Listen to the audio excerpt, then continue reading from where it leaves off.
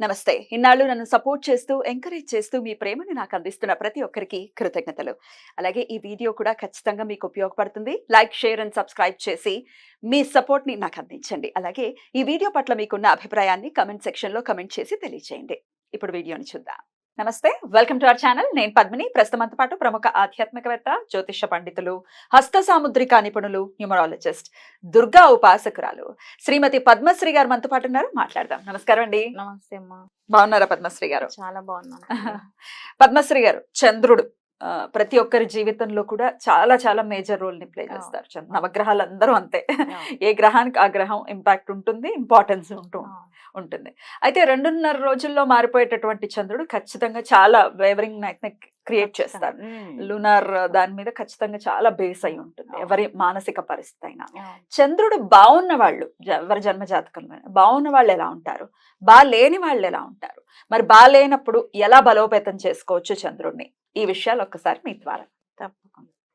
యాదేవి సర్వభూతేషు శక్తి రూపేణ సంస్థిత. నమస్తస్సై నమస్తస్సై నమస్తస్సై నమో నమః. చాలా చక్కని ప్రశ్న అడిగారు. చంద్రుడు అంటే ప్రారబ్ధానికి కారకుడు చంద్రుడు అనమాట. అంటే మన ప్రారబ్ధాలు తొలగిపోవాలంటే ఖచ్చితంగా చంద్రబలం జాతకంలో ఉన్నట్టయితే ఏవైనా కొద్ది గొప్ప దోషాలు ఏమైనా ఉన్నా కూడా తొలగిపోతాయి అనమాట. అయితే చంద్రుడు అంటే అమావాస్య అంటే శుక్లపక్షం, కృష్ణపక్షం అని 2 ఉంటాయి అన్నమాట. అయితే ఈ శుక్లపక్షం, కృష్ణపక్షంలో గనక అంటే జన్మించిన వారికి చంద్రబలం పెరగాలి అంటే ఖచ్చితంగా శుక్లపక్షం అంటే శుక్లపక్షంలో జన్మించిన వారికి చంద్రబలం ఎక్కువగా ఉంటుంది. అంటే పౌర్ణమి ముందు వరకు పుట్టిన వాళ్ళు, పౌర్ణమి వరకు కూడా అనుకోవచ్చు కదా. అవును, వాళ్ళకి ఎక్కువ చంద్రబలం ఎక్కువగా ఉంటుంది. పౌర్ణమి తర్వాత పుట్టిన వాళ్ళకి తక్కువ ఉంటుంది, కొద్దిగా ఉంటుంది. అలాగే చంద్రుడితో ఉన్నటువంటి గ్రహాలను కూడా మనం చూసుకోవాలి. అయితే పాపగ్రహాలతో కలిసి ఉంటే కాస్త ఇది కావటం. అయితే అసలు మెయిన్ జీవితంలో అంటే మానవ జీవితంలో చంద్ర ప్రభావం చాలా ఉంటుంది. ఎందుకంటే మనఃకారకుడు చంద్రుడు. మన మనస్సు బాగుంటేనే మనం ఏ పనైనా చేయగలుగుతాం. శరీరం మొత్తం బాగున్నా సరే మనసు బాగాలేదనుకోండి మనం ఏమి కూడా చేయలేం. కాబట్టి మనస్సు బాగుండేలాగా అంటే చంద్రబలం పెరగాలి అంటే ఏం చేయాలి అంటే ఎక్కువగా చంద్రుడి ఆరాధన, అలాగే శివారాధన ఎక్కువగా చేసుకున్నట్టయితే చాలా బాగుంటుంది. అలాగే చంద్రబలం ఎక్కువ ఉన్న వాళ్ళకి లక్ష్మీ కటాక్షం కూడా ఉంటుంది. ఎందుకంటే మన శ్రీ సూక్తంలో చెప్పుకుంటాం. ఎందుకంటే లక్ష్మీదేవి చంద్రుడి సహోదరిగా చెప్పుకుంటాం. కాబట్టి చంద్రబలం ఎక్కువ ఉన్న వాళ్ళకి లక్ష్మీ కటాక్షం, అలాగే ఆకస్మిక ధనలాభం కావాలన్నా కూడా చంద్రబలం తప్పకుండా ఉండాలన్నమాట. అయితే అది పెరగాలంటే మనం ఏం చేయాలంటే అది తక్కువగా ఉన్న వాళ్ళకి ఎలా ఉంటుందంటే ముఖ్యంగా తల్లితో రిలేషన్స్ అంత బాగుండవు అనమాట. తల్లితో గొడవలు కావటం, ఆ అమ్మాయిలు కానీ అబ్బాయిలు కానీ ఎవరికైనా సరే గొడవలు కావటం ఎందుకో తెలీదు. తల్లికి వీళ్ళకి కాస్త కమ్యూనికేషన్ అనేది చాలా తక్కువగా ఉంటుంది. పాపం వారు చాలా చాలా ఇబ్బందులకు గురి అవుతూ ఉంటారు. అందులో మెయిన్ గా తల్లి, మనం ఏ కష్టం వచ్చినా చెప్పుకునేది తల్లికే. మనం భూదేవి అంత ఓర్పు సహనం మళ్ళీ తల్లికే చెప్తాం మనం. కాబట్టి ఆ తల్లి దగ్గరే వీళ్ళకి వ్యతిరేకత ఉంటే పాపం వీళ్ళు ఎవరి దగ్గర చెప్పుకోగలుగుతారు, చాలా చాలా ఇబ్బందులకు గురవుతారు. అందులో ఆడపిల్లలు ముఖ్యంగా పుట్టింటికి వెళ్ళాలన్నా తల్లితోని బాగుంటేనే వాళ్ళు ఫ్రీక్వెంట్ వెళ్ళి రాగలుగుతారు. కాబట్టి చంద్రబలం పెంచుకోవాలి. ఏం చేయాలి, చక్కగా ప్రతి పౌర్ణమికి కూడా వీళ్ళు ఒక ప్రత్యేకమైనటువంటి సాయంత్రం అంటే ఉదయం పూట మామూలుగా దీపారాధన అంతా కూడా చేసుకుని సాయంత్రం పౌర్ణమి ఘడియల్లో వీరు ప్రత్యేకమైనటువంటి పూజలు చేసుకున్నట్టయితే అద్భుతంగా ఉంటుంది. ఏంటి ఆ ప్రత్యేకమైన పూజలు? చక్కగా లలిత సహస్రనామ పఠనం కనుక వీరు చేసుకున్నట్టయితే, అంటే ఏక ఆసనం మీద కూర్చొని అంటే ఒకటే ఆసనం మీద 9 సార్లు లలిత సహస్రనామం పఠించినట్టయితే లేవకుండా చేసుకోగలిగితే మంచిదే. లేదు ఇలాగ చైర్ లో అంటే కింద కూర్చోలేరు, ఇప్పుడు అంతే, అందుకని చైర్ లో కూర్చొని అయినా చేసుకోవచ్చు.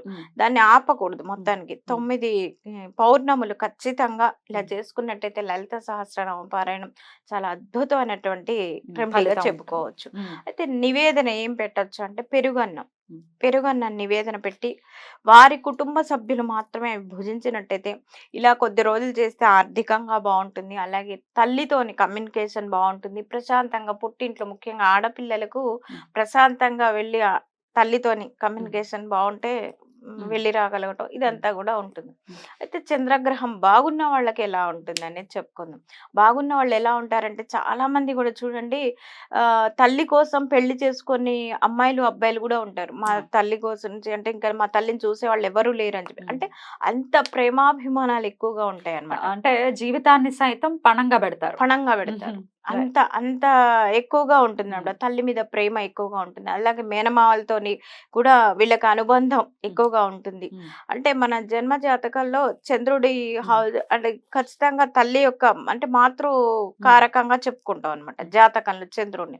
కాబట్టి ఈ తల్లితో ఉండేటువంటి రిలేషన్ అనేది బాగున్న వాళ్ళకి ఇలా ఉంటుంది, బాగలేని వాటికి మనం ఇందాక చెప్పుకున్నట్టుగా ఇలా ఇబ్బందులు పడుతూ ఉంటారన్నమాట.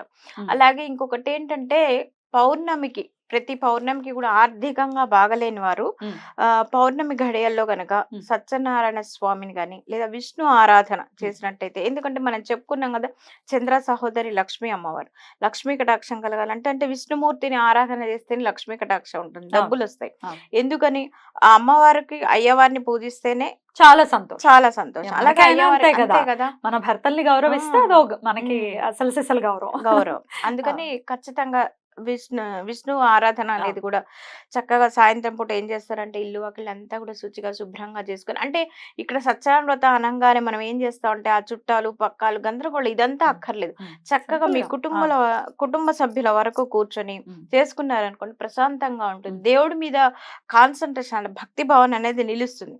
మనం ఈ బంధువులు హంగు ఆర్భాటం చేసాం అనుకోండి, ఆ వచ్చిన వాళ్ళని చూసుకోవడానికి అరే వారు భోజనాలు చేశారా లేదా, వారు టిఫిన్ చేశారా లేదా, వారిని అట్టే ఉంటుంది కాన్సన్ట్రేషన్. కాబట్టి నేను ఏం చెప్తానంటే ప్రత్యేకమైన పూజలు మీరు ఏమైనా చేసుకోదలుచుకుంటే మీ కుటుంబ సభ్యుల వరకు మాత్రమే కూర్చొని హ్యాపీగా చేసుకోండి అని చెప్తాను. గుళ్ళల్లో కూడా సామూహికంగా చేస్తుంటారు చాలా విశేషంగా సత్యనారాయణ స్వామి వ్రతాలు. అవి కూడా బెస్ట్, చాలా బెస్ట్. ఎందుకంటే యద్భావం తద్భవతి, భగవంతుడు ఉన్నాడు అక్కడ, మనల్ని చూస్తున్నాడు, మనం చెప్పేటువంటి బాధ వింటున్నాడు అనేటువంటి స్మరణతో ఉంటే, అంటే ఈ కలి యొక్క ప్రభావం కూడా ఉంటుందన్నమాట. ఈ మిగతా యుగాల కన్నా కూడా కలియుగంలో భగవంతుడిని ఒక్కసారి స్మరించుకున్నా చాలు. ఎందుకంటే ఈ కలిధర్మం ఏంటంటే అసలు ధర్మంగా వెళ్లే వాడికి ముక్తి త్వరగా లభిస్తుంది. వేరే యుగాల్లో కన్నా కూడా ఈ కలియుగంలో అలాంటి ఇది అనేది ఉంటుంది. వెసులుబాటు ఉంది. అయితే మన అదృష్టవంతులమే, చాలా అదృష్టవంతులం. కలికాలంలో పుట్టిన వాళ్ళని చాలా అదృష్టవంతులు. ఎందుకంటే అసలు భగవంతుడి వైపు మనసు వెళ్ళటమే అది ఒక అద్భుతమైనటువంటి ఒక ఇది నామస్మరణం కూడా ముక్తికి మార్గం అవుతుంది అని చాలా మంది చెప్తారు. చాలా నిజం. ఈ కలికాలంలో నిజంగా భగవంతుడిని నామస్మరణ చేసుకోవాలి. ఎందుకంటే ఈ కలి ఏం చేస్తుంటాడు అసలు అటువైపు మనసు వెళ్ళనీయకుండా ఏవో అడ్డుపడుతూ ఉంటాయి. కానీ అవన్నీ దాటుకుంటూ ఎవడైతే భగవంతుడి దగ్గరికి చేరుకుంటాడో వాళ్ళకి ఖచ్చితంగా ముక్తి అనేది లభిస్తుంది. అద్భుతం. అలా లభించాలి. అలాగే చంద్ర అనుగ్రహం ఖచ్చితంగా ప్రతి ఒక్కరికి ఉండాలి, లేకపోతే మానసికంగా చాలా ఇబ్బంది పడిపోతుంది. చాలా మనిషిని ఒక కృంగదీసేస్తుంది అనమాట. మనసు ప్రశాంతంగా జీవితంలో ఏమీ చేయలేం, ఏమీ సాధించాలి. ఆయన అనుగ్రహం కావాలి, ఆయనకు దండం పెట్టాలి ప్రతిరోజు. అదే ప్రారంధకారకుడు చంద్రుడు అన్నాం కాబట్టి చంద్ర భగవానుడి అనుగ్రహం తప్పకుండా ఉండాలి ప్రతి మనిషి జీవితాల్లో. సరే కర్మాల రీత్యా మనం గత జన్మలో చేసుకున్న కర్మాల రీత్యా ఎవరికైనా తక్కువ ఉన్నా సరే ఇప్పుడు ఇలా చేసుకుని డెఫినెట్ గా దాని నుంచి బయటపడచ్చు. అద్భుతంగా వివరించారండి. మనస్ఫూర్తిగా కోరుకుంటూ కృతజ్ఞతలండి. నమస్తే.